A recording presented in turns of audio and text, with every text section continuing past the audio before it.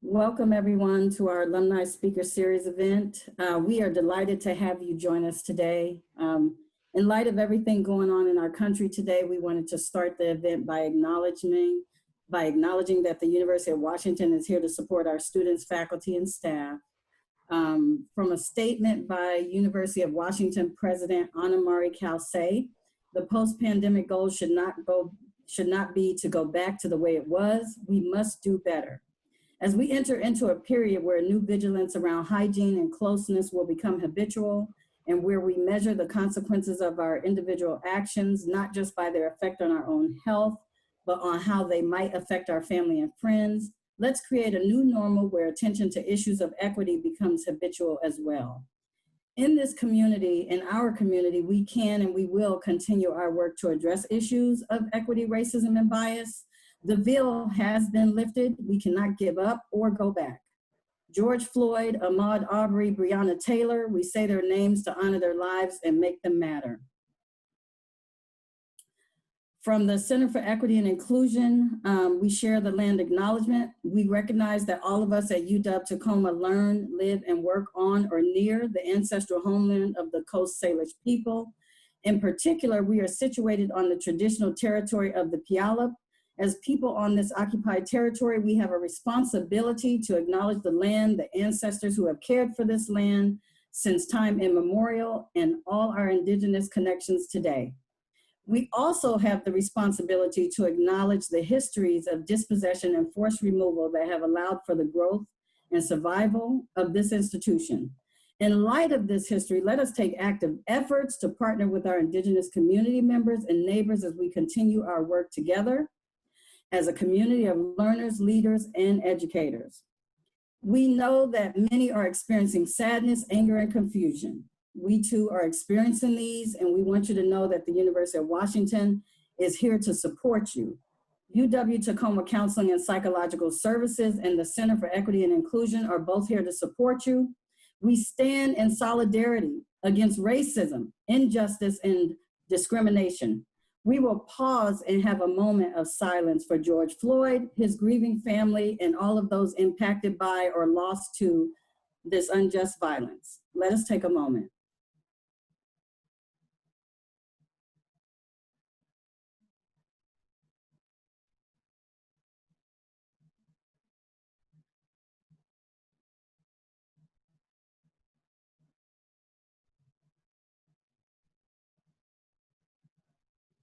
Thank you.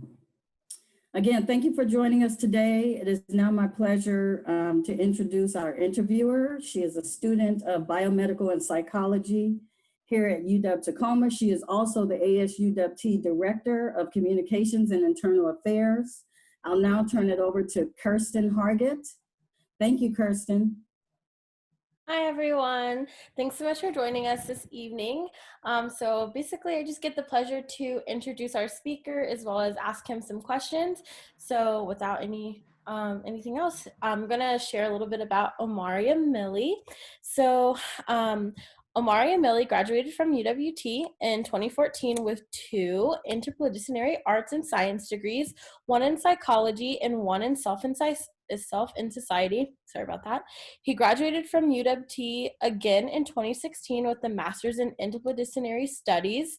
Upon graduating, Omari has become a published author, a community leader, and an advocate for formerly incarcerated people. He has worked as a faculty member at South Seattle College, sorry about that, and Tacoma Community College, and as a juvenile justice researcher with the ACLU of Washington, in addition to various public speaking and consulting work around the state of Washington. So basically, he's amazing. So let's just get started. Omari, can you tell us a little bit about your organization that you work for? Like, what's your role and how and why did you choose to take that role and be a part of that organization? Yeah, so most currently, before this pandemic started disrupting stuff, I was working for myself as an independent contractor. I had contracts with the Department of Children, Youth, and Families, Juvenile Rehabilitation, also a nonprofit organization called Pack Mountain Workforce Development Council, for Pac Mountain, I was doing a program evaluation for them, interviewing all their staff and looking at ways that they can better serve the incarcerated youth who are in their workforce development programs. And with the Juvenile Rehabilitation Administration, I was traveling around the state, going to different adult prison facilities. And, we were talking to youth who are eligible to move back to youth facilities based on their age when they committed their crime and their current age. A new law had changed that says that certain young people can stay in juvenile facilities up until the age of 25, and that was retroactive. So I was playing a role in that. Also doing a lot of public speaking, from keynotes at conferences to smaller speaking engagements. I'm also a member of the Humanities Washington Speakers Bureau, where I go around the state giving a presentation called From Crime to the Classroom, How Education Changes Lives. I have my hands in a lot of different things rather than just one organization that I'm working with. Awesome. That sounds amazing. You're a part of so many different things. Taking a bit of a step back, why did you choose UW Tacoma all those years ago? So I was born in Seattle and I grew up a Huskies fan, always watching the basketball games, football games. And, I actually spent time out there as a kid, not really under the best circumstances, actually in the U District of Seattle, panhandling and things like that with my dad, asking people for spare change and, just seeing all the college students walking by, and I always just wanted to go to the University of Washington. And once I was approaching the end at Pierce College, earning my associate's degree, when I learned about that possibility to transfer to the University of Washington Tacoma, I jumped right on that. It was like a dream to me to be a Husky. Awesome. Let's see. Okay, while you were at UW Tacoma, were there any RSOs or student groups that you were a part of that helped shape your career path that you have now? No, there weren't any registered student organizations that I was a part of. I went through most of my undergrad, dealing with a lot of imposter syndrome. I was someone who had a real rough K through 12 experience. I didn't even really feel like I belonged in college when I first got there. So I was one of those students who, I never really let too many people get to know me. And it wasn't until I was earning my master's degree and almost done at UW Tacoma that I actually started to open up more and things like that. I was like too nervous, to be involved in student organizations, and I didn't even know if they were for somebody like me, honestly. Yeah. Okay, awesome. I think a lot of students can relate to that, and that's like a really honest opinion, and I appreciate that. Let's see. What was your most significant learning experience that you had at UWT as a student? Most significant learning experience, it wasn't necessarily something that was taught in the classroom, but just that, we have no limits. I feel like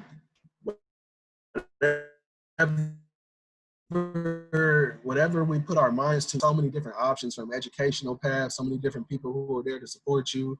I just felt like there really was no limit in what I wanted to become. So that was what I learned about myself, was that I didn't have to settle for like what other people might prescribe for me or what they might think someone from my background was capable of. I never had to settle, and I could pretty much become what I wanted to become. And that was just like I said, it wasn't something I learned in a specific class, just from my whole experience there at the University of Washington Tacoma. I really like that answer, because I feel like that the most powerful things we learn are often not what's in the textbook, but like what we actually take away from the whole experience. So awesome. Let's see. Who were the professors, mentors, or people in your life that added to your experience at UWT? The professors that really stand out are Kim Cargill, for one. When I was an undergrad, I took several of her psychology classes. Psychology was never my major. It started out just with self and society. And once I took the first class from Kim Cargill, I ended up taking more and more psychology classes. And eventually I had enough credits to add that as a double major, where I'd be able to earn both degrees at the same time. And when I got close to graduating, she knew about my background, the fact that I was formerly incarcerated and stuff, and she reached out, set up a meeting, and wanted to help me navigate a path to grad school. She was like one of the first people to put that on my mind, that I could earn a master's degree. I didn't have to stop with my bachelor's. So she helped me contact people in the School of Social Work, and she was real instrumental in that. Also, professors like Dr. Carolyn West and Professor Raynor, just seeing Black women there on campus who were teaching and like their styles and who they were.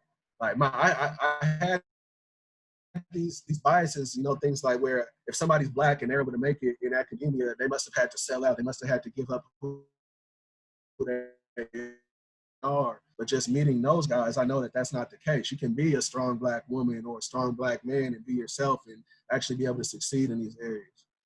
And also Brianna Bales, you know, who's here on this call, one of the people who helped set it up, you know, giving me my first job on campus. That played a major role in my identity. You know, the fact that I was able to work in the advancement office, and she gave me another job in events and conference services and as a student media tech and the different things that, you know, I did a lot of random things working for her, but it was all new to me. And it was all like, it all added value, made me better in the end, you know, and also Kimberly Fee, who hired me to work in the financial aid office at UW Tacoma. I feel like those guys were really instrumental. Awesome. Yes. Those are, I don't know all of them, but Dr. West is my favorite. I have her right now. She's a wonderful teacher. And yeah, there's a strong support group here, like at UW-T. The next question says, if you could go back in time and do it all over again, what would you do differently? Is there a class you might have wanted to take, or maybe a different job, or been a part of an RSO? I could do it differently. My whole path would have looked different from the beginning. I would have been preparing more like professional resume stuff and getting that together earlier. I would have probably never majored in self and society, considering that was something that they took away, and I just felt like I wasn't too focused doing that specific degree path. And there was a situation with the School of Social Work where I wanted to get my master's in social work, but was discouraged based on my criminal history. I probably wouldn't have let those conversations discourage me, and I would have actually went with my first choice. You know, I feel like there's a lot. I mean, I definitely would have been more involved on campus, student government, the different organizations on campus, whether it's the Black Student Union or whatever else. I would have wanted to be more involved if I could do it all over again. And I would do it knowing that my background was not going to be a factor. It was not going to be a barrier to my participation in those things. Thank you so much. A little side note, one of my coworkers actually is like worked on some type of committee this past quarter, and they actually got the screening to be changed in some of the recruitment or some of the processes that formerly incarcerated people go through, from like that deterring factor, which I think is super cool. And I wish that had happened sooner, but I'm glad it's happening now instead of more people being deterred from social work. I heard about that. I heard that no other student will ever have to go through what I Yeah. went through and hear that you do this. That's awesome. Let's see. How did your experience at the UW Tacoma influence your career pursuits after graduation? There was, from undergrad, there wasn't really, I mean, psychology obviously is related. Whenever you're working with people from marginalized populations and you're helping people make sense out of this, you know, negative upbringings and things like that, a lot of what I learned in psychology directly relates, you know, and I feel like there were some things that I picked up on that I use still to this day. But in grad school was when it really got super focused, where I'm looking into, you know, the impact that post-secondary education can have on formerly incarcerated people. And then almost everything I've done since graduation has related to that, you know, working with formerly incarcerated people who are getting out of prison, trying to build their life back up, whether it's around education or otherwise. Thank you so much. Let's see. It says, what surprised you most about the area of your work? What would you say to students who are nervous about not working specifically in their field of study? What surprised me most was that somebody like me could even end up working in the places that I worked for the entities that I worked for. You know, I never, when I walked out of the prison gates and when I'm sitting in prison, I would have expected that I could be a faculty member at a college. I would have never expected that the ACLU of Washington, who they don't really have too many Black males who work there. Like they definitely didn't have anyone with criminal histories and things like that. So for them to hire me, just being invited into that space and being welcome, I feel like that was a big surprise to me, you know, and like I said, there was still a little bit of imposter syndrome and things like that. But also the way that I ended up getting these jobs, you know, you hear a lot some people here a lot are exposed to the fact that you're supposed to network, and sometimes it's more about who you know than what you know and things like that. But every actual job that I've had, the job teaching at Tacoma Community College, teaching at South Seattle College, and working for the ACLU of Washington, there were inside connections there. I wasn't just someone who filled out an application and they had to pick me out of all these candidates. Like, there were people who actually made introductions, and it was it really strengthened my chances. It made it where I feel like I might not have gotten hired if it wasn't for the networking and things like that. And that's something that every college student needs to know. You need to spend your time in college building your professional network, because there's going to be a lot of people competing for the same position. And if you can have an in, even just, if it's just someone who sent an email, like, can you sit down and have coffee with this person? I feel like it lifts your applications to the top of the list. Awesome. Would you say for those, the people who gave you like the referrals for your jobs, were they connected to UW Tacoma, or had you met them like after you had graduated? It all started with UW Tacoma. You know, there were individuals who were part of my master's committee who made connections with Tacoma Community College, and then the connections with Tacoma Community College led to other connections. So it was all like a little trickle down effect where if it was not for this one person making this introduction, that it all started with UWT. You know? Awesome. Yeah. I really appreciate that. Yeah, networking is such a critical piece to everything. It can literally make or break a job opportunity. My life would have looked completely different, you know, if it wasn't for my exact trajectory where these people enter my life. Yeah. Let's see. Hold on one second. I think my Wi-Fi is glitching just a little bit. Okay, there we go. Let's see. If you were to compare your work environment to a TV show, which one would it be? If I could compare it to a TV show, which one would it be? You know, I would say I compare it to like Batman or something. You know, I feel like I'm living these multiple lives almost. Like, I have this Omari who's out in public, this public figure type dude who wrote a book and has had these different little professional opportunities. And then I got the Omari at home that's with his kids and with his cousins and his sisters and his family and stuff like that. So I feel like it's almost like putting on a whole little costume and going out there, or some other TV show where they're taking on an alter ego almost. That's interesting. That's super. Not everyone has the ability to do that. I like that. Okay, I do see some questions in the chat, but I'm gonna save them for later. That's what I've been told to do. So I see them. I'm not ignoring them. Let's see. Is there something that happens in your day-to-day work that you weren't expecting? I never planned, like, as far as the independent contract stuff that I do, the public speaking, the different little consulting opportunities that have come up, like, I never planned on any of that. A lot of this stuff I'm just learning as I go along. You know, like, some of it, it's like, I don't know, I almost have to teach myself, really. There's not a lot of guides or things like that for what I do. So I was not expecting to have to teach myself so much and learn as I go along. I wasn't expecting people to value what I bring to the table so much. You know, like, people really value the fact that I came from where I came from. I have the education that I have. So, like, certain things that I contribute, they just deem it as valid inherently. It's not like I'm out here trying to prove myself or anything, you know, there's just value in who I am.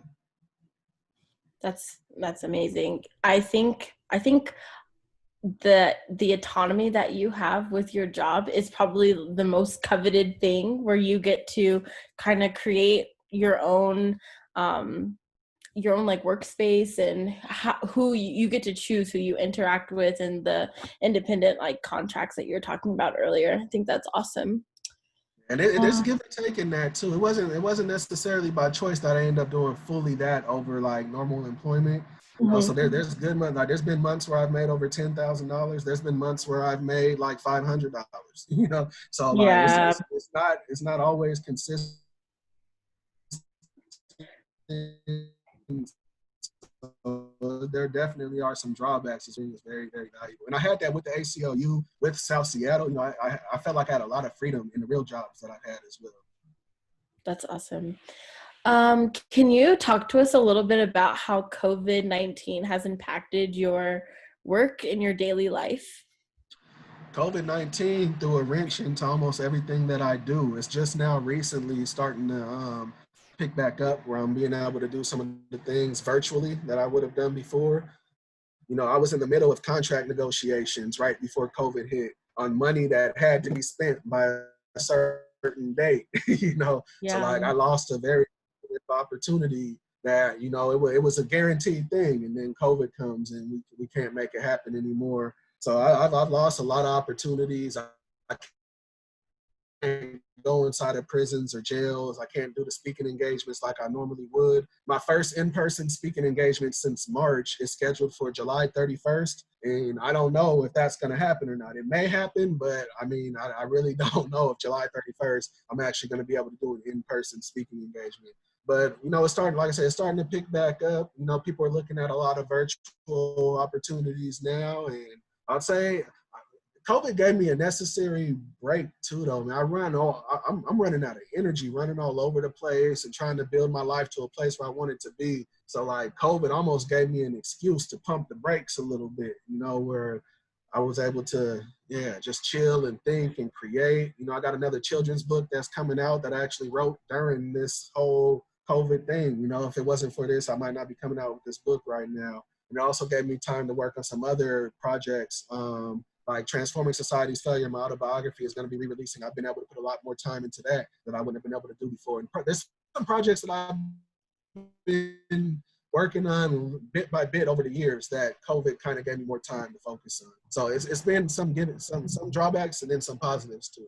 Yeah, I think that's definitely my experience, and probably for a lot of other people, where we didn't get the things that we thought we wanted, but we definitely got some time to do the things that we actually needed to do, that relaxation. Yeah, I think you're making great use of stay home, stay safe orders. Let's see. What are you doing to protect your mental health while you've been staying at home because of COVID-19? I'm a very resilient person. I feel like, you know, I'm really mentally strong right now and I'm able to deal with a lot. I have a lot of kids. I got 6 kids at home and they have not been going to school since March, you know.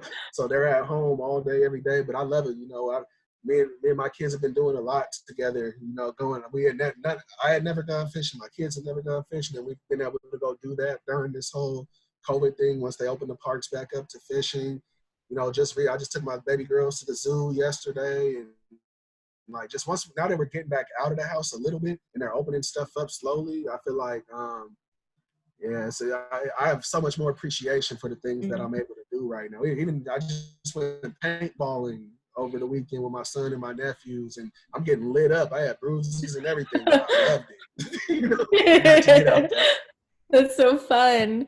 And then the last question is, what is the one piece of advice that you would give to a current UWT student? I would give them the advice of really looking deep into themselves and making sure that the academic degree or program that they're in right now actually relates to an end game. That they actually, I went into a lot of debt, took a lot of classes that I didn't need to take, and I was just all over the place. I wasn't very focused, and I didn't have an end game the whole time. I knew I was pursuing education. I didn't know what I wanted to do with it. So I feel like when people have that end game, when they know exactly what their goals are, every step that they take to get there is just, it's more beneficial, it's more efficient, and they'll reach their goal. They'll be much more likely to get somewhere that they want to be rather than just ending up where they end up. Perfect. Thank you so much. That is sound advice. Try to save as much money as you can before you have to pay it back with interest. Let's see. Okay, so we're going to open it up for Q&A now. I'm going to start with some questions that I saw earlier. Let's see. It says, how important, it says you said that you worked on campus. How important was that being informally incarcerated? And do you think it will help other formerly incarcerated students, I guess, try to navigate jobs on campus? For me, the importance can never really be stated in words. There was a reason when you asked like which people on campus were important to me. I mentioned the people who gave me jobs, because like before I had those jobs on campus, I never had an opportunity that I really felt like mattered to me or that led to growth or wasn't just like some bottom of the barrel type stuff. And it wasn't that I was making a bunch of money with these on-campus jobs. It's just, the fact that it really boosted my identity. It boosted my skill set. Like Brianna, she had me doing a lot of things on the computer that I had never done before.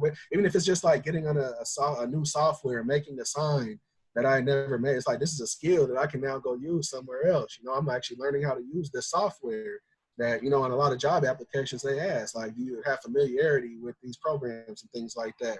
So I feel like the work that I did on campus, working in financial aid, especially where, I'm working at the front desk, students are coming and I'm like the first point of contact. I felt like, man, my confidence was boosted so much. Every time that a student came and I was able to address their issue or teach them how to do something without even having to bother the counselors, it just really showed me that I had value, I had worth. I didn't have to settle for jobs like the old country buffet for my whole life. I actually could develop a skill set that was worth something. These were still just student jobs. I hadn't made it yet, but I felt like it was a stepping stone towards something better rather than a dead end. So those student jobs were super important. And the only thing that was a requirement was that I was a student at UW Tacoma and I had work study awarded to me. So there wasn't like these strict requirements or even questions about my background. In financial aid, eventually I think a policy had changed on campus where they wanted to do a background check, but the whole time I worked there never been a background check done. I was just accepted as a student at the University of Washington, Tacoma. Awesome. Let's see. So Shauna, I see asked a question, but I think we already touched on that one. Like, what surprised you most about your area of work? And then let's see. There's I don't know if you can see the chat too, but there's a long paragraph.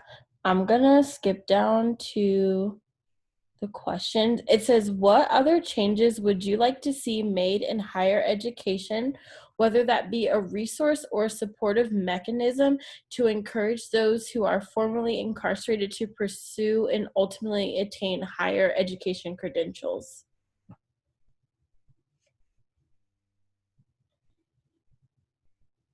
I want to see, how do I respond to this question? Can you read that to me one more time? Yeah, I'm trying to find it in the box. I just want to make. No worries. It says, what other changes would you like to see made in higher education, whether that be a resource or some type of supportive mechanism to encourage those who are formerly incarcerated to pursue and ultimately get their degree? So one of the changes that I want to see made is pretty much offering higher education to more people who are incarcerated. Currently behind bars, you can't really get the Pell Grants and things like that. There's some prisons that have programs while other prisons don't. I feel like these are state institutions. The institutions of higher education are state institutions. They should be able to work better to make sure that people are actually benefiting from their time while they're incarcerated. I also want to see more support for students that starts from the beginning related to gaining employment. There should be nobody who leaves the University of Washington or anywhere else with hundreds of thousands of dollars in debt or any type of debt and no clear employment path. I feel like part of our tuition dollars, part of our whole educational process should be like this career playbook. Like the University of Washington should not feel like their job is done until every student who came through there and was educated by them is employed, and utilizing their degree that they earned. Otherwise, I feel like there's not as much value. You see some people who, they earn their degree, some even went into debt, and they never get to utilize that degree. They end up going to work at places that don't even require a degree. So I want to see more of that, more support, especially for people from marginalized populations, which UWT serves a large amount of. There's not even just incarceration, but I mean, just growing up in poverty, being a first generation college student, you might not have anyone who can give you these tips or advice along the way to prepare yourself for employment. And I feel like that should be a responsibility of the universities and community colleges and everybody else. Also, just anything that involves background checks needs to be eliminated. Like, I don't care if it's employment related or whatever else. If you can accept the tuition dollars from someone formerly incarcerated, then they should have full access to the campus and everything that it has to offer. You know, my job in financial aid, you know, the timing was quite right for me, but when they asked me for a background check, I just out of protest alone, I would refuse to fill it out and quit that job. You know, I'm not gonna work at a job for a while, then get a background check, you know, after I've already been doing this for so long. So I feel like anything that involves a background check needs to be eliminated. And also we need we need these universities to get intentional about placing people from different backgrounds, you know, whether it's immigrants, whether it's ethnic minorities, whether it's about gender, sexual orientation, gender identity, or whatever else. We just need to make sure that we have full representation from all marginalized identities on campus and not just one person. You know, like I've talked to some people who have expressed like, oh yeah, UWT is so diverse, but as a Black man who is actually like from America, descendant of slaves and things like that, I didn't see a lot of me in the classroom. If there was someone else who was Black, they were usually an immigrant or something like that. And it's not there's nothing wrong with it, but I'm just saying it's not the same exact history or the same culture or anything like that. There were a lot of classrooms that I was in where I felt alone, like I'm the only one, and that leads to a lot of other negative feelings. So there's a lot of changes that can be made in higher education for the better. That was a wonderful answer. And I also can attest to that, where just being the same, like being African-American born in America with no immigrant descendant or anything, it's tough. Like I can't even think for like my science degree, I can't think of one professor who's African-American who like teaches in any of the classes I've like taken in the past 4 years. So definitely can appreciate that feedback. Is there any other questions for Omari that anybody like wants to unmute and ask or put in the chat box? Hey, Omari. I'm William Blakey. I'm a student at the University of Washington, Tacoma. And first of all, dude, I just want to thank you for taking the time to share your story. It's cool to see that somebody's taking, you know, their story and they're using it in such a powerful way. I can relate a lot to your background. And the question that I had for you was, I do seasonal work at an outdoor rehabilitation center. It's a wilderness immersive program, and we take young men and women separately, but between the ages of 18 to 30, you know, that are dealing with incarceration issues, felonies, drug, alcohol, mental trauma, all the whole nine. And the hardest thing that I've experienced is when you take these young minds and they get a second to get off all the stuff they're taking and they get to a more healthy place. And right when you mention like, hey man, or hey lady, have you ever thought about going to school, or have you ever thought about bettering yourself or pursuing something? And so many times when I mention that to them, I'm surprised because I get this reaction like I'm talking to a foreign language. Like, what are you talking about? Like, that's not possible. You know, look at me, look what I've done. You know, so I guess I'm trying to word my question right. Like, do you have any advice on how to explain to somebody like, hey dude, like there's still doors that can be open, like you can still work towards something in your life?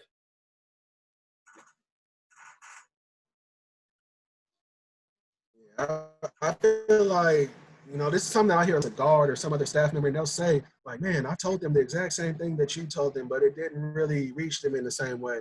And I feel like the problem is that it's not about what they're told, it's about what they're shown. So, like, we can tell them that they can make a life for themselves or that their background won't get in the way, but I feel like that won't be as impactful as actually getting people in front of them. Like, I know you yourself are there, but just more examples, whether they have a background similar to yours or not, someone who they can see themselves in, who had a similar struggle and actually made some of themselves, it kind of changes the narrative a little bit. It introduces that new possibility and makes it real for them. But then what you need after that is someone who's there to support them through that and walk them through it, tell them the steps that they need to take. You know, a lot of us, you know, we have ideas of what we can do. There's a lot of young kids from disadvantaged backgrounds that they have ideas that they want to be entrepreneurs, or they want to be businessmen, or they want to be educated, but they don't know the first step to take. So sometimes they need someone to just hold their hand through that process and let them know, like, look, there's actually a clear path for you to do this if you want to, and these are the steps to get there. So, I mean, I feel like sharing my story with people, you know, I've gotten a lot of positive feedback, but I feel like it's not as impactful as building a genuine relationship. You know, like there's some mentor programs. I feel like a mentor program even won't have the same impact as that genuine relationship that builds with this young person out of a genuine concern for them. You know, like this is just somebody I met and I care about. So I'm about to be there as a resource. Just letting them know that you're there, and you can if they can't find an answer, you're willing to look for them. You know, like I feel like that's the key, is just being somebody who's there, being relatable. Thank you very much, Omari. I really appreciate it, man.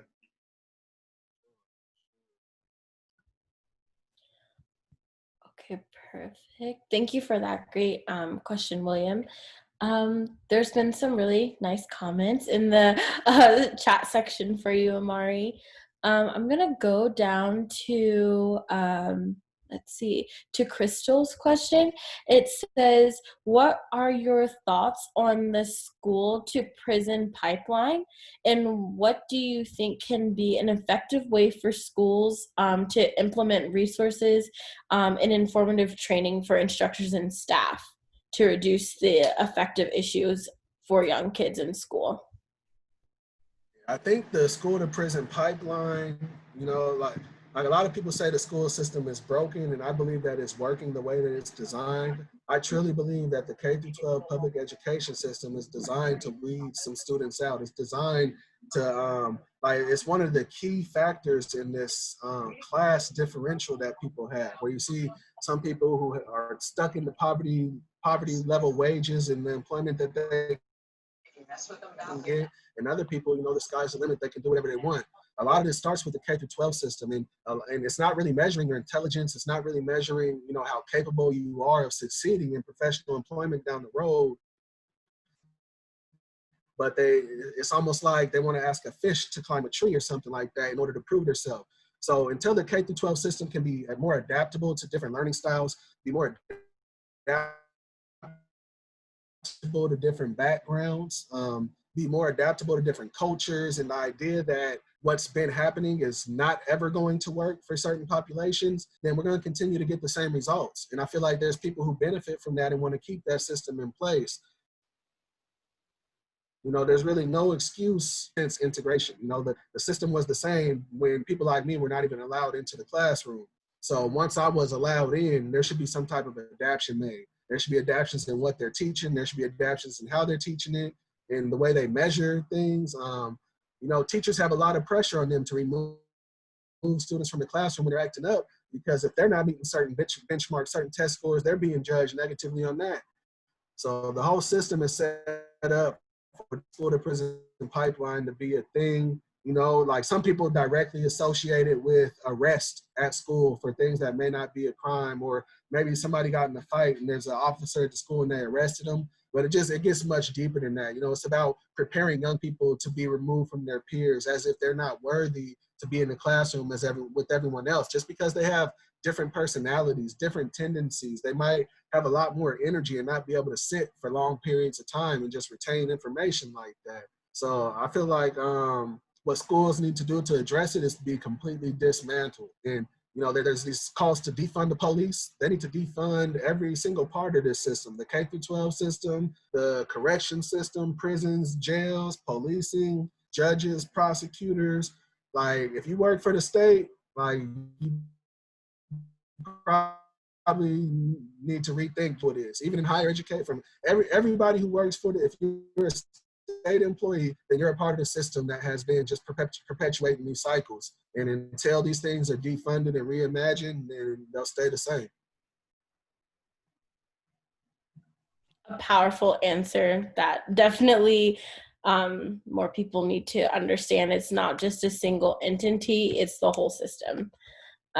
So thank you for that. And thank you, Crystal, for asking that question. Was there any other questions anyone else wanted to drop in? Hey, Omari, this is Noel. I don't know. Can you guys hear me? Yes, we can hear you. What's All right, going perfect. on? Hey, Omari, Noel down here in Palo Alto. Really great talk. I wanted you to, and hopefully this is not too far off of topic, but I've always been impressed with how, you know, fairly quickly after you came out of prison, you wrote a freaking book and got it published. So I was curious if you could just talk a little bit more. I mean, I'm sure there's other people that are interested in kind of, you know, figuring out, you know, if you have an idea for a book or if you feel like your story is impactful, could you talk a little bit about kind of that process and some of the barriers or things that you ran into in that process? For sure. You know, I feel like, for one, anybody who has lived life has a story to tell. They have a story that's worth telling. They have experiences that will resonate with other people, and there's something to learn from that, from all populations.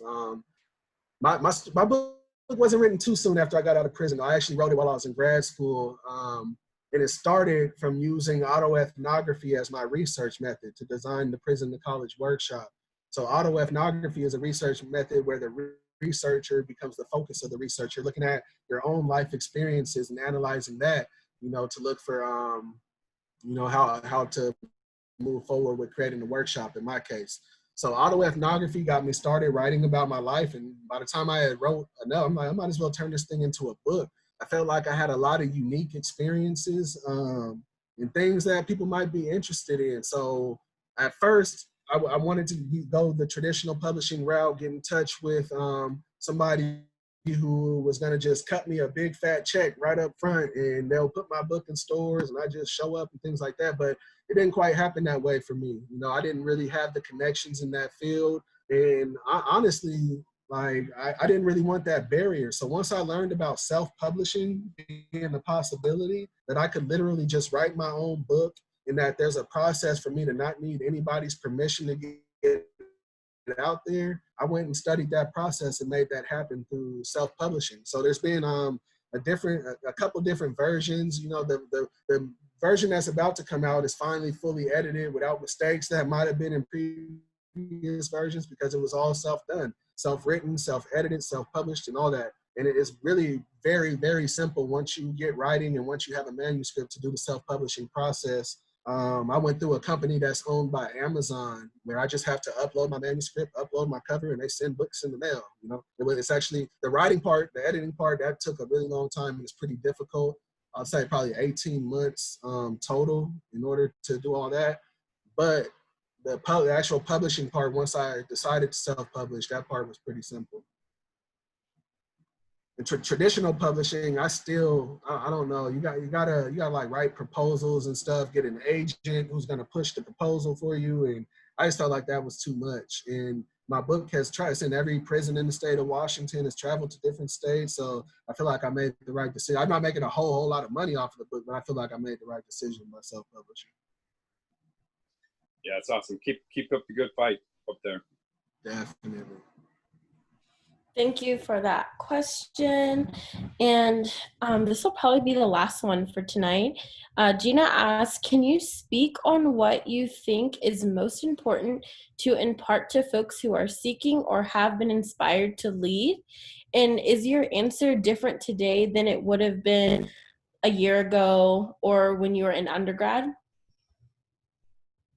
I feel like the most important thing, if you want to lead, is you need to probably listen to other people. You know, because if you're taking a leadership role, then that means it's not just about self. It's not an individual thing. So you need to listen to other stakeholders, other people who you might be advocating for or fighting for, and make sure that you're actually leading the collective rather than just pushing your individual agenda and making it appear that you're leading the collective. I feel like that's one of the most important things. Make sure you listen, see who's aligned with you, see who's not. Make sure you learn a lot first. But at the same time, don't be scared to jump in and lead by example from the start, because right when you start listening, right when you start displaying these positive leadership qualities, you are, in fact, a leader. You know, you might not even consider yourself that, but people are going to observe and see how you move. And I would say that that answer is probably different than it would have been a year ago, because I'm just seeing so many different leadership styles, you know. Like I'm seeing the leaders who want to stay in front of the camera and be super visible and lead with their voice. I'm seeing the leaders who want to be behind the scenes and make sure that it's their actions that are doing all the leading. I see leaders who want to uplift other people. You know, I'm seeing so many different leadership styles. And I just saw a post by a guy named Sean Good. He's the executive director of Choose 180 yesterday. And he's basically saying, you know, there's room for all of us. There's room for every leadership style. There's room for everyone who has diverse perspectives. And we all contribute to that whole. And when we try to silence the voices of others because they do things differently than we do, and in the process try to uplift our own voice, what we're doing is the opposite of leadership. We're actually being highly detrimental to other people. Thank you so much. That's just, again, Omari, you're an amazing person. Like every response is so powerful. I'm like listening, taking notes, like as I'm like trying to ask the questions too. Does Thank anyone, you, I appreciate it. of course, does anyone else have any other questions for, oh, okay. Oh, hi, Dr. Perun. It says, can you tell us a little about your new book? A little bit about your new book.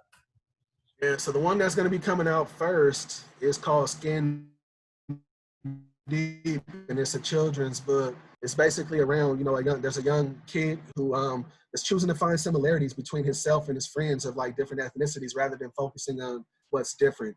So the target audience is like 1st through 5th graders, and anyone who's read my first children's book, it's kind of like the same style. It's a rhyming book, pretty short, and the target audience is children.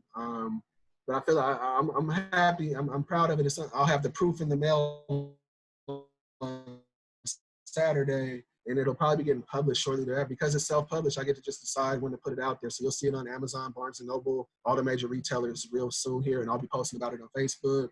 But then also the remix to Transforming Society's Failure, which is my autobiography. I put Transforming Society's Failure out there. The first release had a crazy amount of errors. Next release, still some errors and type. It's really hard to catch your own mistakes, but I finally am putting out a version because the book went much further than I ever imagined. It ended up in libraries and the whole prison system, and you know, just the book has taken me places I never could have imagined, gotten in hands that I never imagined. I just want to make sure that I do myself right and put a copy out there that, you know, lives up to what it should be. I'm not supposed to have a book out there with errors traveling to different states and stuff. It was cool when it was friends and family, but yeah, I just want to do a remix. It's also going to be a little bit more commentary. So like after each chapter of Transforming Society's Failure, rather than just telling my story, I kind of want to give some more enlightened commentary about like what I was going through at that time, where adverse childhood experiences playing a role. I give a little bit more academic touch to it, require reading in their courses and things like that once I get a more polished version out. That's awesome. We all look forward to reading your book, purchasing it. Okay, I think those are all the questions for tonight. So I'm going to pass it back over to Shauna, but thank you so much, Omari, for all of your wonderful answers and taking time out of your schedule to meet with us and talk to us. So thank you so much. Thank you. Thank you I so appreciate much. you. Did a great job. Thank you. I just wanted to thank everybody for coming this evening again, and I wanted to thank you, Kirsten, for helping out with this and assisting and being so active. I also want to thank you, Omari. Thanks for staying engaged on the campus. I've seen you on campus doing different things, helping out, speaking at vigils and things like that. I think it's amazing. Everybody else who's on here, we really appreciate that you attended this. And with that, we will just end this, but please look out for the next Alumni Speaker Series event to happen in the fall. This was our final one, and hopefully we'll be sharing this on our website so that people can go to it that did not get to attend. But we look forward to doing more in the fall. So stay safe and go dogs. I know they're releasing a lot of things, but please be careful out there in the community. I know that a lot of people are doing great things. So thank you very much. Go dogs.